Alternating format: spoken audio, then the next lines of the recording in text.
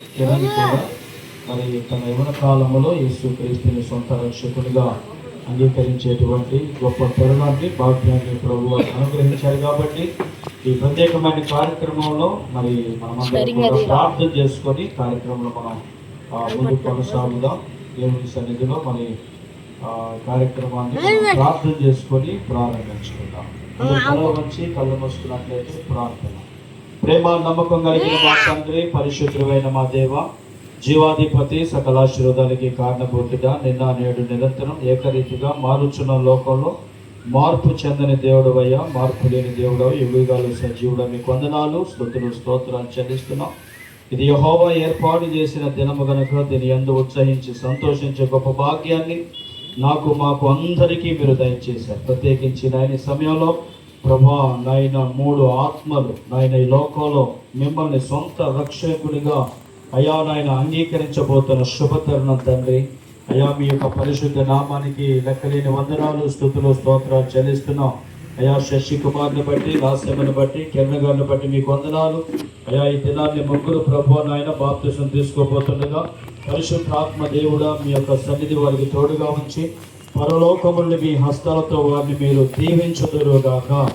ఆశీర్వదించండి. జరగబోతున్న ఈ కార్యక్రమాన్ని అయా మీ ఆధీనంలో స్వాధీనంలో దీవెనకరముగా, ఆశీర్వదకరంగా, మేలుకరముగా, జయకరముగా మీరు జరిగించుకోమని ప్రార్థన చేస్తూ వచ్చినటువంటి నాయన విశుద్ధ దైవజనులు బట్టి మీకు వందనాలు తండ్రి. స్థానిక సంఘ కాపరి, తెలుగు బ్యాప్టిస్ట్ చర్చ్ సంఘ కాపరి ప్రభాకర్ గారిని బట్టి నేను మీ స్తోత్రాలు చెల్లిస్తున్నాం. సుధాకర్ అన్నగారిని బట్టి మీ స్తోత్రాలు, మోషే అన్నగారిని బట్టి మీకు స్తోత్రాలు చెల్లిస్తున్నాం. ముగ్గురిని ప్రభు మీరు బలపరచండి, ఆత్మతో నింపండి, అభిషేకించి వాడుకోమని. అయ్యా ఇప్పుడు బాప్తిసం తీసుకోబోతున్న వారికి అయా లేఖనాలను కొన్ని హెచ్చరికలతో కూడినటువంటి మాటలను అందించడానికి వారిని మీ యొక్క ఆత్మతో జ్ఞానముతో నింపి నడిపించి బలపరిచే సహాయం చేయమని ముందున్న సమయం అంతా కూడా దీవెనకరంగా జరిగించి వచ్చినటువంటి నాయన సంఘాన్ని బట్టి నాయన ఆప్తులు, ప్రియులు, శ్రేయోభిలాషులు, స్నేహితులు అందరినీ మీ ఆధీనంలో స్వాధీనంలో ఉంచుకొని ఈ ఆవరణం అంతా కూడా మీ మహిమతో ఈ స్థలాన్ని నింపుదురుగాక.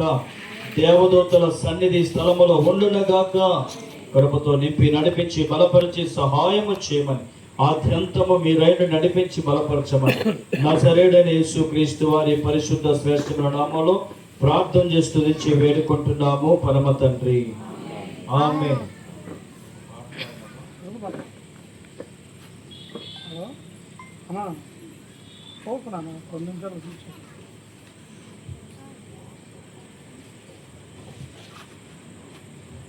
హల్లెలూయా, హల్లెలూయా. అందరం చెప్తామండి హల్లెలూయా.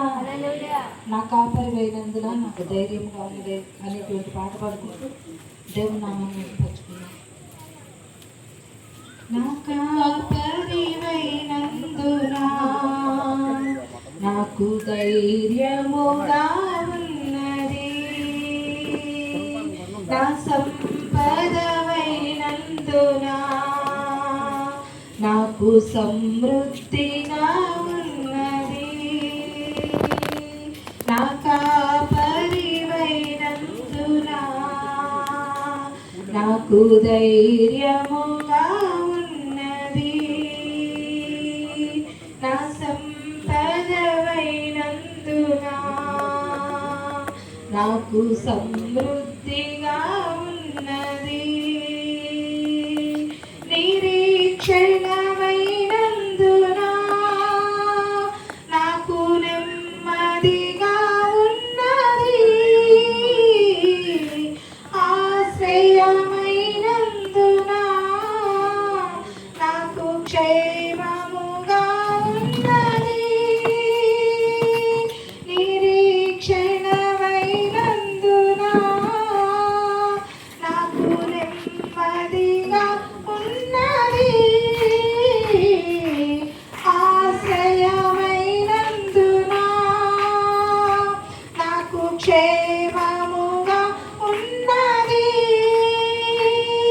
నా కాపరివైనందున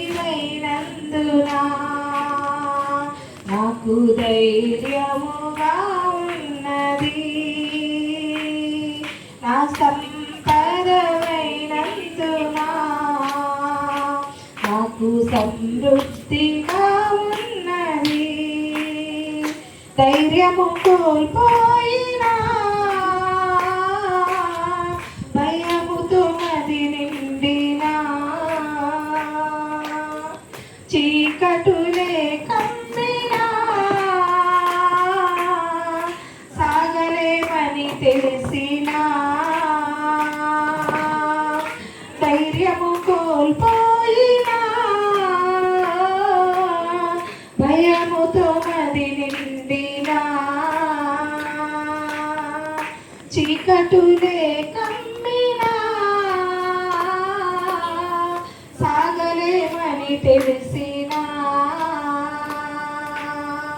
మా పితరులను నడిపించినా నీ సామర్థ్యం మాకు తెలిసినా మా పితరులను నడిపించినా నీ సామర్థ్యం మాకు తెలిసినా మాకు ధైర్యముగా ఉన్నది ఎంతో నెమ్మదిగా ఉన్నది మాకు ధైర్యముగా ఉన్నది ఎంతో నెమ్మదిగా ఉన్నది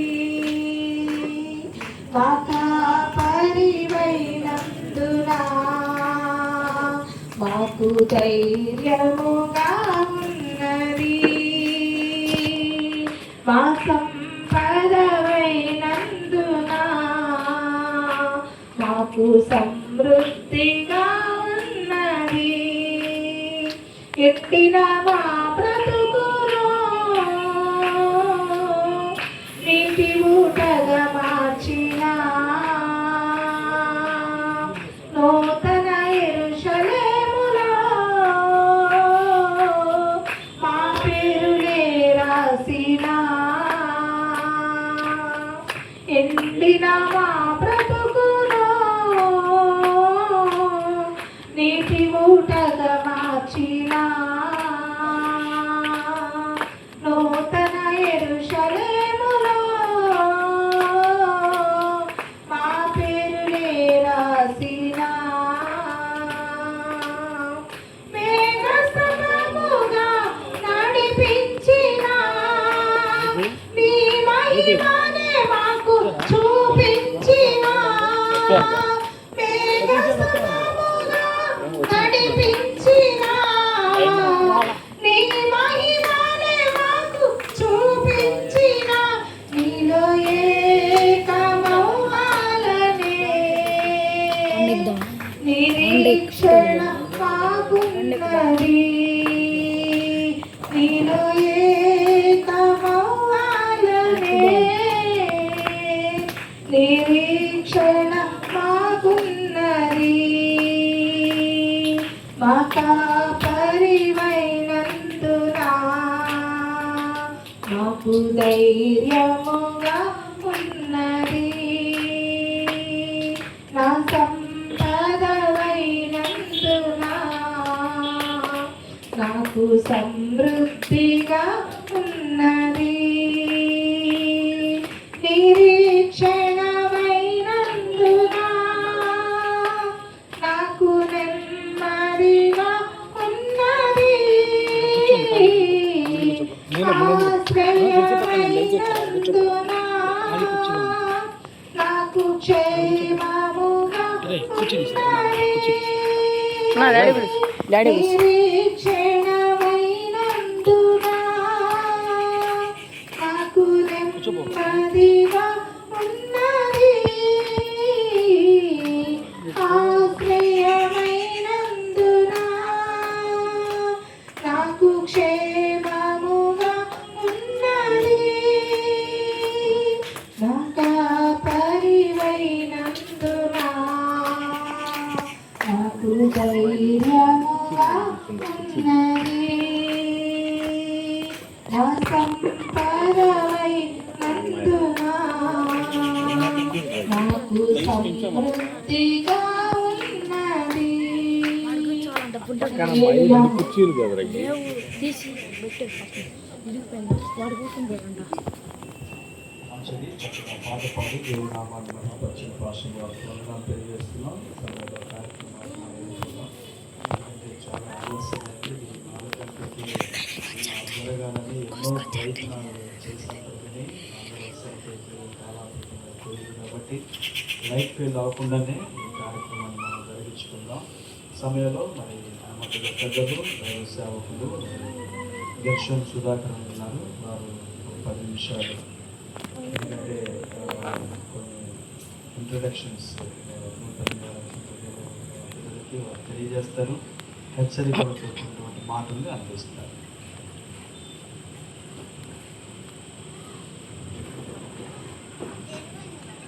దేవునికి స్తోత్రములు. క్రీస్తునందు ప్రియ దేవుని బిడ్డలారా, దేవుని మహాకృపను బట్టి చిన్న బిడ్డలు యవన కాలంలో రక్షించబడుతున్న వారి యొక్క రక్షణ కార్యము జరగటానికి దేవుని ప్రణాళికలో భాగంగా ఈరోజు ఇక్కడ జరుగుతూ ఉంది. ఈ కార్యక్రమాన్ని నడిపిస్తున్న దైవజనులు మార్కు పాస్టర్ గారికి హృదయపూర్వక వందనాలు. అలాగే మన సంఘ కాపరి అయ్యగారు అని ప్రభాకర్ అయ్య గారికి హృదయపూర్వక వందనాలు. అలాగే పూర్వపు కాపరి గారైన మోషే పాస్టర్ గారికి కూడా హృదయపూర్వక వందనాలు తెలియజేస్తూ కూడి వచ్చిన దైవ సేవకురాంటికి మీ అందరికీ ప్రభు పేరిట వందనాలు. ఈ సమయంలో మీ అందరికీ ఒక ప్రశ్న వేయాలనుకుంటున్నాను. ఏంటంటే, బైబిల్ గ్రంథంలో మొట్టమొదట బాప్తీసం పొందిన వ్యక్తి అసలు బాప్తీసం అంటే మీరేం చెబుతారమ్మా? ప్రేమ కుమార్ ఏం చెబుతారు? బాప్తీసం అంటే ఏంటంటే, బాప్తీసం అంటే ఏంటంటే నీటి నుండి తీయబడుట. చెప్పండి, ఇప్పుడు నీటి నుండి తీయబడుట. అసలు నీట నుండి తీయబడటం అంటే ముందు పక్కన పెడదు. అసలు నీటిలో పోతే ఏం జరిగింది? మునిగిపోతామా, నడుస్తాం నేడు మీద. బాప్తీసం అంటే నీటిలో లోపలికి వెళ్ళినటువంటి మనుషుడు మరలా నీటి నుండి బయటికి రావటం. నిర్గమాకాండము 2వ అధ్యాయం 10వ వచనం ఒకసారి చదువుతా. నిర్గమాకాండము 2వ అధ్యాయము 10వ వచనం చదువుతా. చదవండి.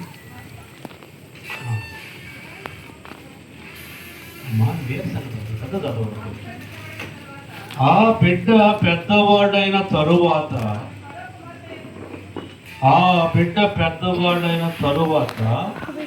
ఆమె ఫరో కుమార్తె యొద్దకు అతనిని తీసుకొని వచ్చి అతడు ఆమెకు కుమారుడాయను. ఆమె నీటిలో నుండి ఇతని తీసితనని చెప్పి అతనికి మోషే అను పేరు. చిన్న ప్రార్థన. ప్రేమగల మా తండ్రి, దయామయుడా యేసయ్య, మీ పాదాలకు స్తోత్రాలు. సమయంలో ప్రభువా, బిడ్డలు బాప్తీసాలు తీసుకునే సమయంలో వారికి సంబంధించిన వర్తమానం అందిస్తూ ఉండగా నన్ను మీ సిలువ చాటును మరుగుపరిచి మాకును కావలసిన వాక్య సందేశం అందించి మహిమ పొందమని యేసునాథుని పేరిట ప్రార్థన చేసి వేడుకొనుచున్నాము తండ్రి. ప్రియులారా, మోషే గారు నీటి మీద జమ్ము పెట్టెలో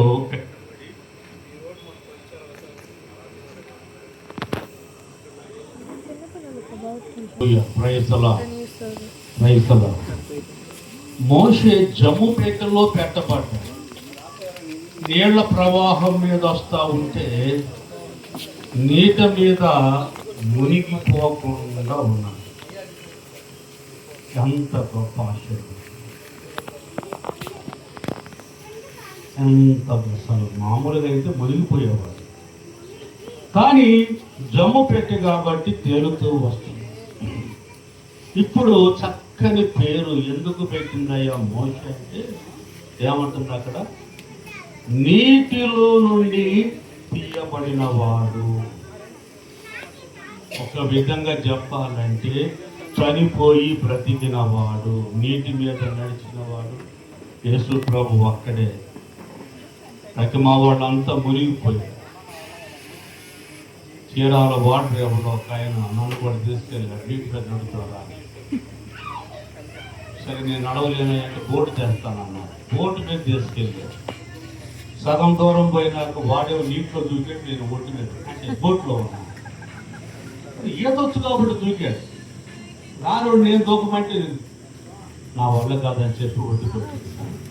కనుక ప్రియులారా, దేవుని వాక్యం చూస్తే ఇక్కడ మరి నీటిలో పడిన వారు తిరిగి లేవలేరు కనుక మరి వారు ఇంచుమించుగా ఒక మాట చెప్పాలంటే పరిశుద్ధాత్మ దేవుడు చెప్పిన మాట, వారు సిలువ వేయబడి ఉన్నారు. చూడండి, బాప్తీసం లూకాసు వార్త 3వ అధ్యాయం 16వ వచనం. లూకాసు వార్త 3వ అధ్యాయం 16వ వచనంలో అక్కడ కూడా బాప్తీసం గురించి రాయబడింది. యోహాను అమ్మ దేవుల్లో ఇస్తున్నాడు, నీళ్లలో నేను మీకు బాప్తీసం ఇచ్చు. అంటే ఏ నీళ్ళు? యోర్దాను నది నీళ్లలో, నీళ్లతో కాదు. కొన్ని సంఘాల్లో భోజనం చేసేటప్పుడు ఇస్త్రాకు మీద నీళ్లు తగినట్టుగా ఆ చెంపులో నీళ్లు తీసుకొని తల మీద తగ్గి అదే బాప్తీసం అంటారు. రోమన్ క్యాథలిక్, లోకల్ మిషన్ వాళ్ళు అదే బాప్తీసం అంటారు. వాక్యానుసారంగా చూస్తే నీళ్లు చల్లటం కాదు, నీళ్లలో in the water, with water కాదు, ఇన్ ద వాటర్. ఇప్పుడు నీళ్ళ లోపలికి పోయిన వారు ఏం చేస్తున్నారంటే ట్రాన్స్ఫర్ అవుతున్నారు, అక్కడ మార్పు చెందుతున్నారు. ఒక గొప్ప వ్యక్తి అమరావతిలో లెక్చరర్గా పనిచేస్తాడని పెద్దగా ఏడుస్తున్నాడు ప్రాంతంలో. ఏమని ఏడుస్తున్నాడంటే, ప్రభువా నేను డిగ్రీలో బాప్తీసం తీసుకున్నానయ్యా, 3 సంవత్సరాలు నాకు వ్యర్థంగా పోయినాయి, ఇంటర్మీడియట్లో నేను ఎందుకు తీసుకోలేకపోయాను ప్రభువా, అయ్యో నా జీవితం మీద 3 సంవత్సరాలు వ్యర్థముగా దాటి వెళ్ళిపోయినాయి ప్రభువా, ఆశీర్వాదాలు పోగొట్టుకున్నానయ్యా. రాజుగారు సిఆర్ కుమార్ అమ్మ పిల్లల గురించి చెప్పినప్పుడు శశి కుమార్ కానీ మేఘమ్మ కానీ very very little boy and ముసలాం నన్ను కొట్టుకొని, మనోడు వాక్యం బాగా చెబుతున్నావయ్యా, దేవుడిని దీవిస్తాడు, నాయనమ్మ నువ్వు బాప్తీసం తీసుకున్నావా అన్నాను. ఇప్పుడిప్పుడే కాదంటగా అయ్యా, ఇప్పుడిప్పుడే కాదంటగా, కొంచెం నిలబడాలంటగా. అంటే ఇలాంటి మాటలు ఎక్కడ నేర్చుకుంటారంటే, ఏదేదో లోకములో నిలబడాలి అనే మాటలు సాతానుకు సంబంధించిన మాటలు.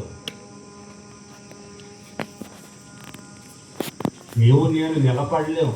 నిలబడటం అంటే యేసు ప్రభు వారు చెప్పిన వాక్యం నెరవేర్చుతుంది. నమ్మి బాప్తీసం పొందిన వాడు ఎస్ టుడే కిరణ్, శశి, అలాగే మేఘమ్మ, they are all going to baptized. వారు బాప్తీసం తీసుకుంటున్నారు, రక్షించబడుతున్నారు, నీటిలో నుండి తేపడుతున్నారు బయటికి.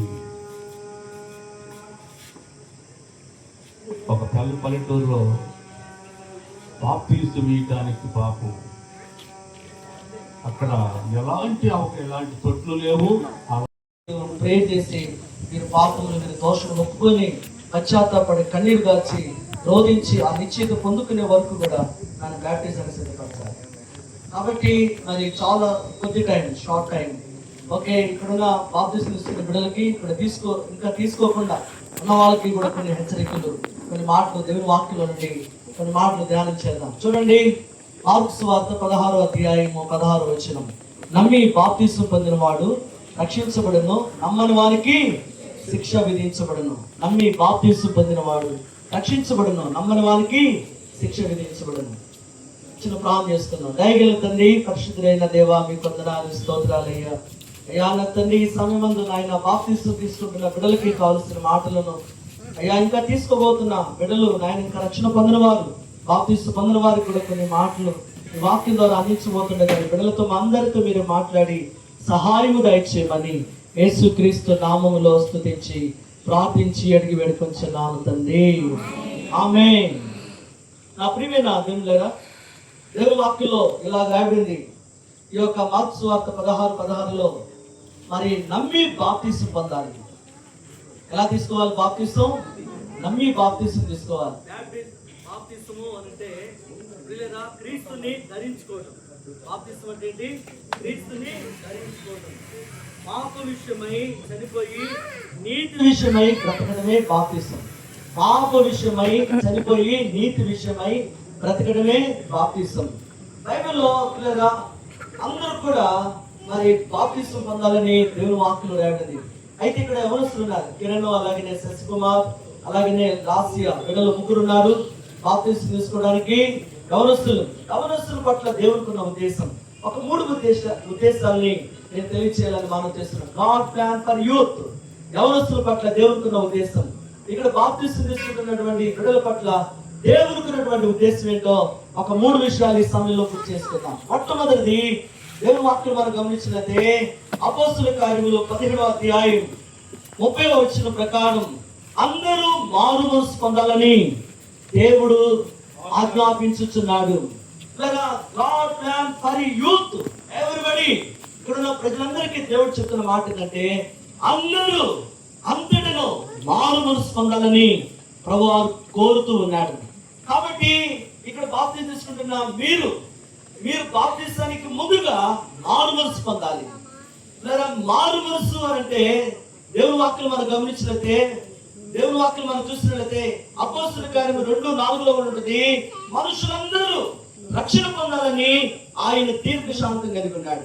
అంతేకాదు ఇక్కడ మనం చూస్తే యోహాను సువార్త 16:8లో ఏమంటుందంటే పరిశుద్ధాత్మ మీ మీదకి వచ్చినప్పుడు మీ పాపముల గురించి నీతిని గురించి ఒప్పింపచేయను.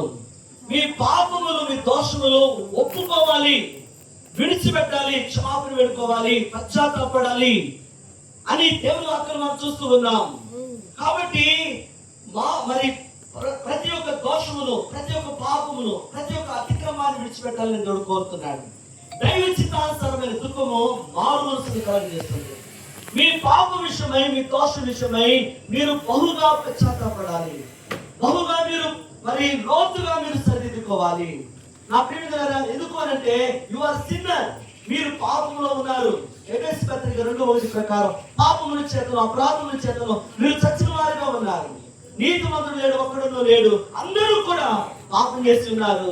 దేవుడు అనుగ్రహించి మహిమను పొందలేకపోతున్నారు. కాబట్టి నా ప్రియమైన దేవుళ్ళారా, బాప్తిసం తీసుకుంటున్నటువంటి బిడ్డలారా, నువ్వు ఏమని గ్రహించాలి అంటే నువ్వు పాపమని గ్రహించాలి. నీ పాపము కొరకే ప్రభువు యేసుక్రీస్తు వారి లోకానికి వచ్చాడని గ్రహించాలి. నీ కొరకు ఆయన సిలువ వేయబడ్డాడని, నీ పాపముల కొరకు ఆయన మరణించాడని, నీ కోసమే తిరిగి లేచాడని, నీ కోసమే తిరిగి రాబోతున్నాడని నువ్వు నమ్మాలి. అపోస్తుల కార్యములో అదే రాయబడినది 10వ అధ్యాయము 9వ వచనంలో ఏమంటే ఆయన ప్రభు అని, ఆయన నీ కొరకు తిరిగి లేచాడని నీవు నమ్మి విశ్వసించినట్లయితే నువ్వు రక్షించబడతావని దేవుని వాక్యంలో రాయబడింది. కాబట్టి యేసుక్రీస్తు వారు నీ కోసమే చనిపోయాడు, నీ కోసమే తిరిగి లేచాడు, నీ కోసమే తిరిగి రాబోతున్నాడని నీవు ఒప్పుకున్నట్లయితే, నీ ప్రభువుని ఒప్పుకున్నట్లయితే, నీ పాపములు ఒప్పుకొని క్షమాపణ వేడుకున్నట్లయితే ప్రభువు నేను రక్షించడానికి ఇష్టపడుతున్నాడు. 1 యోహాను 1:9లో రాయబడింది, యేసు రక్తము ప్రతి పాపమును కడిగి నీరాలుగా పరిశుద్ధపరచునని దేవుని వాక్యం. కాబట్టి అపోస్తుల కార్యం 9వ అధ్యాయంలో మరి సౌలు పౌలుగా మార్చబడ్డాడు. ఆయన బాప్తిసం తీసుకునేటప్పుడు 3 దినాలు ఉపవాసం ఉండి ప్రార్థన చేసుకున్నాడు.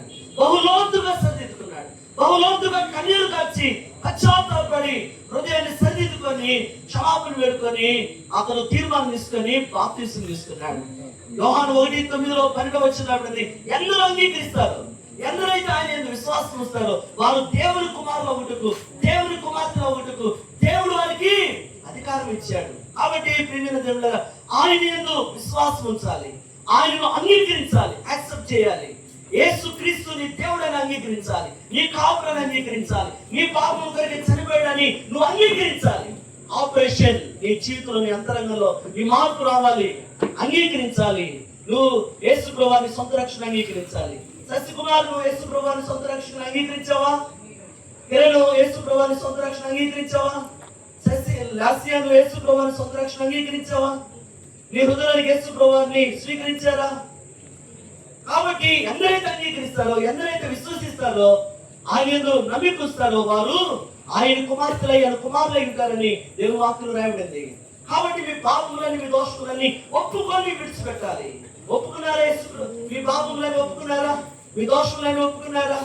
కాబట్టి ఇప్పుడైనా మీరు మీ దోషములని, మీ పాపములని సంపూర్ణంగా ఒప్పుకొని విడిచిపెట్టాలని దేవుడు సెలవిస్తా ఉన్నాడు. కాబట్టి మొట్టమొదటిది నీ పట్ల దేవునికి ఉద్దేశం ఏంటంటే నువ్వు మారు పొంది నమ్మి బాప్తిస్మం పొందాలని దేవుని ఉద్దేశం అయినది. రెండవ ఉద్దేశం ఏంటి అంటే గాడ్ ప్లాన్ ఫర్ యూత్. యవనస్తుల పట్ల రక్షించబడి మరి బాప్తిస్మం తీసుకున్న వారి పట్ల దేవునికి ఉన్న ఉద్దేశం ఏంటి అంటే 1 పేతురు పత్రిక 1:14 ప్రకారం, నేను పరిశుద్ధులు కనుక మీరు కూడా సమస్త ప్రవర్తనలో పరిశుద్ధత కలిగి జీవించాలి. మనం ఆరాధిస్తున్న దేవుడు, మనం సేవిస్తున్న దేవుడు, నువ్వు సేవిస్తున్న దేవుడు పరిశుద్ధుడు. కాబట్టి నీవు కూడా ఎలా ఉండాలి అంటే సమస్త ప్రవర్తనలో పరిశుద్ధత కలిగి జీవించమని ప్రభు పేరిట మానం చేస్తూ ఉన్నాను. కాబట్టి పరిశుద్ధత ఎలా వస్తుంది? వాక్యము ద్వారా, యేసు రక్తంలో కడగబడటం ద్వారా, ఆయనలో జీవించడం ద్వారా ఈ పరిశుద్ధత నీకు వస్తుంది. నువ్వు పరిశుద్ధంగా జీవించాలని దేవుని ఉద్దేశం అయినది. ఆయన ఎలా ఉన్నాడో ఆయన వలే నువ్వు కూడా ఉండాలని దేవుడు ఆశిస్తున్నాడు.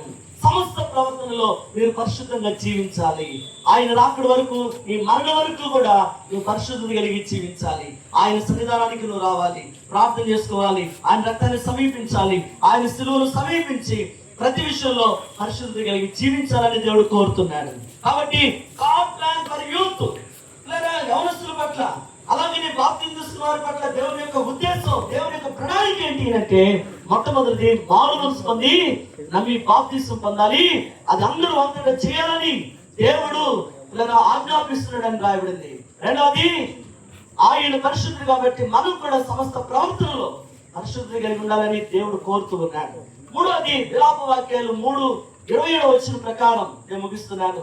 విలాప వాక్యాలు 3:27 ప్రకారం, యవనస్తులు నా కాడి మోయుట నరునికి మేలు అని రాయబడింది.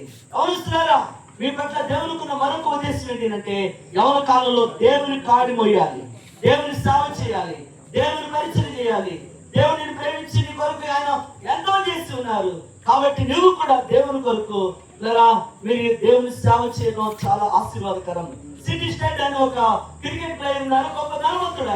ఆయన యేసు ప్రభువుని సొంత రక్షణ అంగీకరించాడు. డిఎన్ మోడీ గారు ఆయనకు వాక్యం చెప్పారు. డిఎన్ మోడీ గారు వాక్యం విన్నప్పుడు ఆ యొక్క సిటీ స్టేట్ గారు తన పాపములను ఒప్పుకొని విడిచిపెట్టి క్షమాపణ వేడుకొని పశ్చాత్తాపడి డిఎన్ మోడీ గారి ద్వారా బాప్తిస్మం తీసుకున్నాడు. అతని యొక్క ధనవంతుడు కూడా డిఎన్ మోడీ గారికి సేవ కొరకు ఖర్చు పెట్టేశాడు, మందిని కట్టడానికి ఇచ్చేశాడు. తన దగ్గర ఏమీ లేదు. తన వివాహ సమయంలో ఆయన వివాహం చేసుకునేటప్పుడు 6 పౌండ్లు మాత్రమే ఉంది. ఆ సమయంలో తన భార్యతో అంటున్నాడు, చేసుకునే అమ్మాయితో అంటున్నాడు, నా దగ్గర ధనం లేదు, క్రికెట్ వదిలిపెట్టాను, నా ధనాన్ని అంతా కూడా సేవకి ఇచ్చేసాను, ఇప్పుడు నేను వివాహం చేసుకోవాలి అంటే నా దగ్గర 6 పౌండ్లు మాత్రమే ఉంది. అయితే నువ్వు నన్ను ఇష్టపడి అంగీకరించి నన్ను వివాహం చేసుకోవడానికి అంగీకరిస్తున్నావంటే ఆ సిటీ స్టేట్ గారిని చేసుకునే అమ్మాయి, నేను ఇష్టపడుతున్నాను, అంగీకరిస్తున్నాను, నేను చేసుకుంటాను, ధనం లేకపోయినా పర్లేదు, ఏసై ఉంటే చాలు, నువ్వు ఉంటే చాలు అని చెప్పి ఆమె అంగీకరించింది. అప్పుడు 6 పౌండ్లు కూడా దేవుని సేవకిచ్చి పాత వస్త్రాలతో వారు దేవుని సేవ వివాహం చేసుకున్నారు. దేవునికి స్తోత్రం. పాత వస్త్రాలతో దేవుని వారు వివాహం చేసుకుని వారు దేవుని కొరకు జీవించారు. కాబట్టి దేవుని సేవ చేయాలి. అందరూ కూడా దేవుని సువార్తను ప్రేమించాలి, ఆయన కాడిమయ్యాలి, ఆయన వాక్యాన్ని పట్టుకోవాలి, ఆయన సువార్తను ప్రేమించాలని ప్రభు పేరుట మనం చేస్తున్నారు. కాబట్టి దేవుడు నీ పట్ల రోజు చదివితే అకౌంట్ వచ్చేసి 3-5 ఒక ఆయన మార్పు సువార్త అంటే పాప నిబంధన చెప్తారు. తెలియక పక్క పని ఏది ఎక్కడ ఉంటుందో తెలియక పక్క నిబంధన ఏది, పాత నిబంధన ఏది, ఏది ఎక్కడ ఉంటుంది, ఏది ఆది కాలం ఏది. అసలు మనము నీతిని అనుసరించి చేసిన క్రియల మూలముగా తన కనికరము చొప్పున పునర్జన్మ సంబంధమైన స్నానము ద్వారా పరిశుద్ధాత్ముడు మనకి ఏం కలుగజేస్తానంట, నూతన స్వభావం కలుగజేయటం ద్వారా మనలను రక్షించెను అని వాక్యం ఉంది. కనుక ఇప్పుడు ప్రభు కుమారు శశి లాస్యములకి ఈ బాప్తిస్మ కార్యక్రమం తదుపరి వారికి ఏ మనసు రావాలంట, మనసు వచ్చును గాక. ఆమేన్. సమయలు ప్రార్థన చేశాడంట సౌలు నిమిత్తము, అతనికి ఒక క్రొత్త మనసు వచ్చిందంట. ఇప్పుడు ప్రభు కుమార్ అన్న కిరణ్ బైబిల్ చదువుతారా మీరు? చదవరా? భయం చూసారా? ఒక వ్యక్తి యెరూషలేముకు వస్తాడంట గాజా నుంచి 75 మైళ్ళ దూరం. ఎన్ని కిలోమీటర్లు అంట? 75 మైళ్ళు. ఒక మైల్ ఎంత అండి? కిలోమీటర్న్నర. Very good. 75 మైళ్ళు ప్రయాణం చేసి యెరూషలేముకు వస్తాడంట దేవుణ్ణి ఆరాధించడానికి. అందరూ వెనకాల మన ఇల్లు ఉంటాయి కానీ ప్రయాణికి మనం వెళ్ళాం. ప్రార్థన మాస్టర్ గారు ఆశీర్వాదం ప్రార్థించినప్పుడు సాక్షి ఉంటాయా? ముందు ఏం చేశారు అంటే యెరూషలేము వచ్చాడంటే గాజా నుండి బైబిల్ చదువుతున్నాడు. అతను తెలియదు అతను ఏం చదువుతున్నాడు. సేవకులు చెప్పినట్టుగా చదువుతున్నాడు. అతనిలో మారు మనసు కలిగింది. మీరు కూడా బైబిల్ చదవాలి. శశి, లాస్య, ప్రభు కిరణ్ గారు దేవుని స్తోత్రం. ప్రభు పెడతారేమో దేవుని స్తోత్రం. హల్లెలూయా. కనుక ప్రతిరోజు బైబిల్ చదవాలి. మీరు ప్రతిరోజు బైబిల్ చదివి దినాన్ని ప్రారంభించాలి. ప్రతి దినము ముగింపులో బైబిల్ చదివి మీరు నిష్క్రమించాలి, నిద్రలోనికి వెళ్ళాలి. ఇది ఒక క్రమముగా అలవాటుగా ధ్యానం క్రమాన్ని ఏర్పాటు చేసుకోవాలి. కొత్త మనసు అంటే నూతన స్వభావం రావాలి. ఒకప్పుడు మీరు ఎలాగా ఉన్నారో, టీవీ చూసారో, సీరియల్ చూసారో, సినిమాలు చూసారో, ఎవరి పాత జీవితానికి అందరూ కూడా స్వస్తి చెప్పి నూతన స్వభావం, నూతన మనసు, కొత్త మనసులోనికి మనం వచ్చినప్పుడు ఈ బాప్తిసానికి ఒక అర్థం ఉంటుంది. చాలా మంది బాప్తిసాలు తీసుకొని ఉన్నారు కానీ ఏమంటే ఇంకా వారి జీవితాలు మార్చబడలేదు అని చెప్పడంలో ఏమాత్రం సందేహం లేదు. అదే పాత జీవితం ఏమంటే అక్కడ తిరగక ఇక్కడ రాక, అయ్యా నీ స్తోత్రం అయ్యా, నేను వెంటనయ్యా, నేను దీవిరామయ్యా, నేను పురుగునయ్యా అని ఎన్నెన్నో రకాలుగా దేవుని సన్నిధిలో ప్రార్థన చేస్తా ఉంటారు. నూతన స్వభావం రావాలి, నూతన మనసు రావాలి. దేవునికి స్తోత్రం కలుగును గాక.